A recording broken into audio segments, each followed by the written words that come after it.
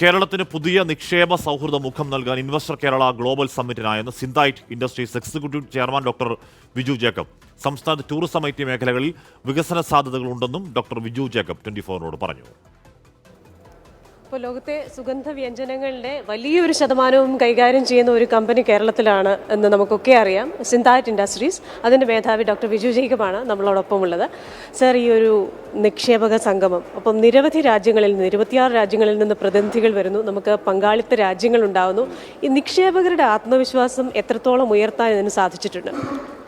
ഇത് വളരെ കൂടുതലായിട്ട് ഉയർത്തിയിട്ടുണ്ട്. കാരണം ഇത് ഒത്തിരി നാൾ കൂടി ഉണ്ടായ സംഭവമാണിത്.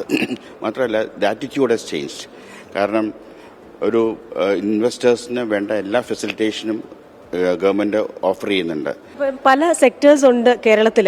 പക്ഷേ ഇപ്പോൾ നമുക്കറിയാം ജെൻ AI, റോബോട്ടിക്സ് മുതലായ എല്ലാ മേഖലകളും, പ്രത്യേകിച്ച് വിഴിഞ്ഞം പോർട്ട് വരുന്നുണ്ട്. അപ്പോൾ ഓരോ മേഖലയിലും കേരളത്തിൽ ചിലപ്പോൾ ഒരു വൻകിട വ്യവസായം, ഒരു കാർ ഫാക്ടറി അതുപോലെയൊന്നും നമ്മുടെ ലാൻഡ്സ്കേപ്പിന് ചിലപ്പോൾ സ്യൂട്ടബിൾ ആയില്ല എന്ന് വരാം, ചില പരിമിതികളുണ്ടാകും. പക്ഷെ കേരളത്തിൽ സാധ്യമായ എന്തൊക്കെ ഉണ്ടെന്നാണ് ഈ 2 ദിവസം കൊണ്ട് മനസ്സിലാക്കാനായത്? കേരളത്തിൽ സാധ്യമായത് ടൂറിസം, IT, ഇലക്ട്രോണിക് ഗാഡ്ജറ്റ്സ് ഉണ്ടാക്കുന്ന companies, like for example iPhone പോലെയുള്ള കമ്പനീസ് വന്ന്, സാംസങ് വന്നു കഴിഞ്ഞാൽ ഇറ്റ് ഈസ് ഗുഡ്. അല്ലാതെ ഒരു മാനുഫാക്ചറിങ് ഇൻഡസ്ട്രി വരുന്നതിനോട്, കാരണം തിക്ലി പോപ്പുലേറ്റഡ് സ്റ്റേറ്റ്.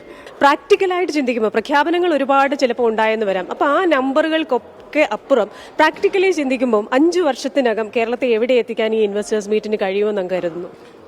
ഒരു വലിയ കാരണം, ബിക്കോസ് മേജർ നമുക്കുള്ള ഇപ്പോൾ കേരളത്തിലുള്ള ചെറിയ ഈ സ്റ്റേറ്റിൽ റോഡ്സ് വളരെ മോശമാണ്. അതൊക്കെ പുതിയ റോഡ്സ് വരുന്നു, പുതിയ ബ്രിഡ്ജസ് വരുന്നു, ഇൻഫ്രാസ്ട്രക്ചർ ബിൽഡിങ്സ് വരുന്നു, ഒത്തിരി പുതിയ കാരണം ഷോർട്ട് ടൈമിൽ ഒരിടത്ത് എത്താൻ സാധിക്കുന്നു. അതാണ് ഏറ്റവും വലിയൊരു സംഗതി. ഇപ്പോൾ ട്രിവാൻഡ്രത്തേക്ക് ഇവിടുന്ന് പുതിയ ഹൈവേ വന്ന് തീർന്നു കഴിയുമ്പോഴത്തേക്ക് 3.5 hours മതി ട്രിവാൻഡ്രം എത്താനായിട്ട്. വിഴിഞ്ഞം പോർട്ടിലേക്ക് എത്താനായിട്ട് 4 മണിക്കൂർ മതി.